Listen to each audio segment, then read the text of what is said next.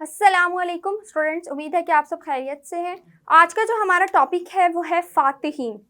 फ़ातिहीन क्या होते हैं? फ़ातिहीन का मतलब है कि जिन्होंने बहुत बहादुरी के साथ जो है वो फ़तह किया, ठीक है। इस्लाम को भी उन्होंने फ़तह किया और बहुत बहादुरी के साथ जो है वो इस्लाम का बोलबाला किया, बहुत सी ऐसी जगहों पर इस्लाम की हुकूमत कायम की। अब सबसे पहले हम फ़ैल फ़ातिह की बात करेंगे, मूसा बिन नुसैर, ठीक है। मूसा बिन नुसैर जो हैं मूसा बिन नुसैर जो हैं उनके बारे में ये कहा जाता है कि ये अफ्रीका के एक अमवी थे, ठीक है। अमवी गवर्नर सिपा सलार थे, ठीक है, और बहुत बहादुर सिपाही थे। इन्होंने क्या किया था? इन्होंने उंदलस को फ़तह किया था, ठीक है। उंदलस को फ़तह किया, ठीक है। ये इनका सबसे पहला कारनामा है जिसकी वजह से ये बहुत मशहूर हुए। इसी के साथ अहद फ़रूकी 19 हिजरी में पैदा हुए थे। अबाई ख़ानदान जो था वो क्रिश्चियन था, यानी मसीही था, मसीही ख़ानदान था इनका। और हज़रत खालिद बिन वलीद रज़ियल्लाहु ताला ने उनके वालिद को जब गिरफ़्तार कर लिया था तो इस्लाम कबूल करने के बाद जो मालिक बिन अब्दुल अज़ीज़ बिन मरवान ने उन्हें आज़ाद कर दिया, क्योंकि मदीना मुनव्वरा में तब एक रूल कायम हुआ था कि अगर कोई भी मुसलमान होता है और उसको तब वहाँ से जाने की इजाज़त नहीं दी जाएगी, तो उसको उस रूल को रखते हुए सामने जो है वो गिरफ्तार किया गया था। और इसी तरह से जर्नैल, ये एक जर्नैल भी थे, एक मुबल्लिग भी और एक मुसल्लह भी थे, ठीक है। अफ्रीका के जो है वो कुछ कबाइल थे जिनको एक फ़ौज में इन्होंने ढाला था। मूसा बिन नुसैर ने बहुत बड़ा कारनामा अंजाम दिया था।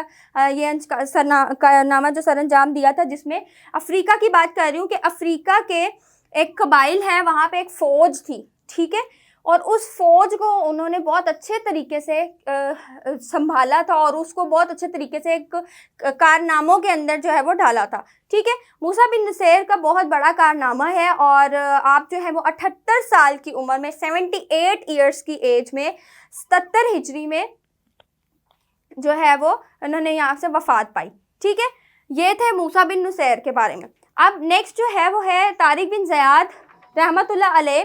जो तारिक बिन ज़ियाद रहमतुल्लाह अलैह के बारे में कहा जाता है कि ये बन्नू उमैया के जर्नैल थे, ठीक है।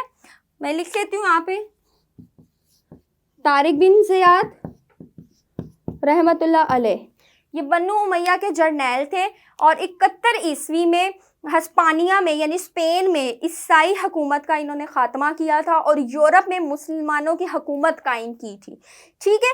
शुरू में जो है वो अमवी सूबे का गवर्नर थे और अफ्रीका की इस्लामी सल्तनत को अंदलस की जो है वो एक बहुत ज़्यादा कुव्वत ने घेरा हुआ था और बहुत ख़तरा लाहक था। तो इसलिए भी गवर्नर जो मूसा बिन नुसैर जिनके बारे में हमने अभी पढ़ा है, ये तारिक बिन ज़ियाद मूसा बिन नुसैर ने तारिक बिन ज़ियाद पर क्या किया था? ट्रस्ट किया और यकीन किया और उनकी कमान में 7000 फ़ौज के साथ उनको स्पेन भिजवा दिया गया, ठीक है। अब जब तारिक बिन ज़ियाद स्पेन गए तो वहाँ पे उन्होंने किसको? स्पेन होता है, स्पेन फ़तह किया, ठीक है। जैसे मूसा बिन नुसैर ने अंदलस को फ़तह किया तो इनकी कामयाबी में स्पेन की फ़तह आती है। इसी तरह से 30 अप्रैल 71 ईस्वी को इस्लामी लश्कर स्पेन के साहिल पर उतरा। इस्लामी लश्कर जो है वो स्पेन का साहिल है, ठीक है, यानी कि जहाँ पे एक बहुत बड़ा जो है वो समुंदर था, वहाँ पे उतरा और एक पहाड़ के नज़दीक एक पहाड़ के नज़दीक वहाँ पे जाके एक कदम जमा लिए, एक पहाड़ के नज़दीक जाके खड़े हो गए अपनी फ़ौज के साथ। और तारिक बिन ज़ियाद के नाम तब से जो है वो तारिक बिन ज़ियाद का नाम जो है वो जबल तारिक कहलाता है। जबल का मतलब होता है पहाड़, ठीक है, क्योंकि तारिक बिन ज़ियाद ने ही जंग के लिए महफूज जगह मुंतखब की थी और इस मौके पर अपनी फ़ौज से नहायत ही क्या कहते हैं उसको, पैशनेट होकर उनसे क्या किया था? खिताब किया था, ठीक है। 7000 के इस्लामी लश्कर ने पेशकदमी और ईसाई हाकिम के 1 लाख के लश्कर का सामना भी किया था और घुमसान का रन पड़ा। आखिरकार दुश्मन फ़ौज को शिकस्त हुई, शहंशाह और डार्क मारा गया। शहंशाह डार्क जो था वहाँ का स्पेन का, वो भी मारा गया, ठीक है। तारिक बिन ज़ियाद को हिस्पानिया का गवर्नर भी बना दिया गया और तारिक बिन ज़ियाद की कामयाबी की खबर सुनकर मूसा बिन नुसैर ने हुकूमत अपने बेटे अब्दुल्ला के सुपुर्द की और ख़ुद तारिक बिन ज़ियाद से जाके मिले। तो दोनों ने मिलकर मज़ीद आगे मुलाकात भी बढ़ाई। तो इसी दौरान खलीफा वलीद बिन अब्दुल मलिक ने अपने एक कसद को भेजा, यानी मैसेंजर जो पैगाम पहुँचाने वाला था, कासिद को भेजा, जो दोनों को दमिश्क बुलवाया। और ऐसे तारिक बिन ज़ियाद की अस्करी ज़िंदगी का भी इख्तिताम हुआ और इस्लामी दुनिया के इस अजीम फातह ने 720 ईस्वी में वफ़ात पाई। ठीक है, ये था आपका छोटा सा एक इंट्रोडक्शन मूसा बिन नुसैर और तारिक बिन ज़ियाद रहमतुल्लाह अलैह के बारे में।